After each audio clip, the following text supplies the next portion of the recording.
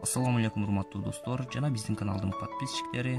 Подписчиктерибиздин бири төмөнкүдөй колонка эсебин жөнөтүптүр. Шарт боюнча эгерде 5-тин x даражасы барабар 2 болсо, анда 10-дун x-чысы чоңбу же 4 чоңбу?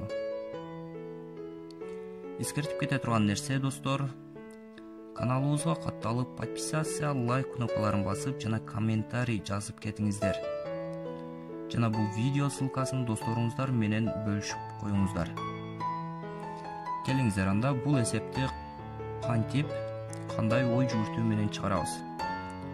Чыгаруу үчүн алгач 10-дун x даражасын чыгарууга оңой болгудай кылып жазып алалы. 5 көбөйтүү 2-нин кашасында x даражасы барабар. Муну өз-өзүнчө жазып алсак болот. 5-тин x даражасы көбөйтүү 2-нин x даражасы. Демек бул жерде 5-тин x даражасы шарт боюнча 2-ге барабар. Анда 2 көбөйтүү 2-нин x даражасы. Эми 2 көбөйтүү 2-нин x даражасы менен 4-тү салыштырабыз. Бул жерде эми ой жүгүртөбүз. X кайсы маанини кабыл алат?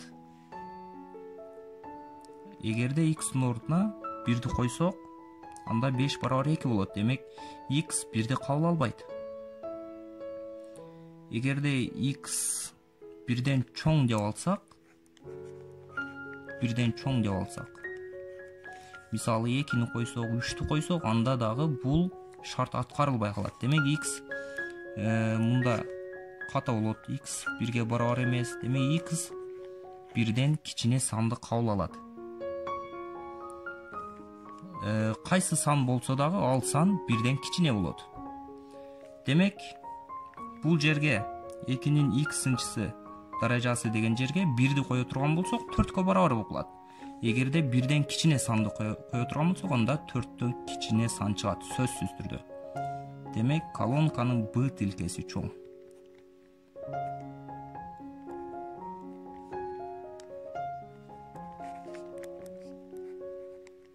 Жообу Б.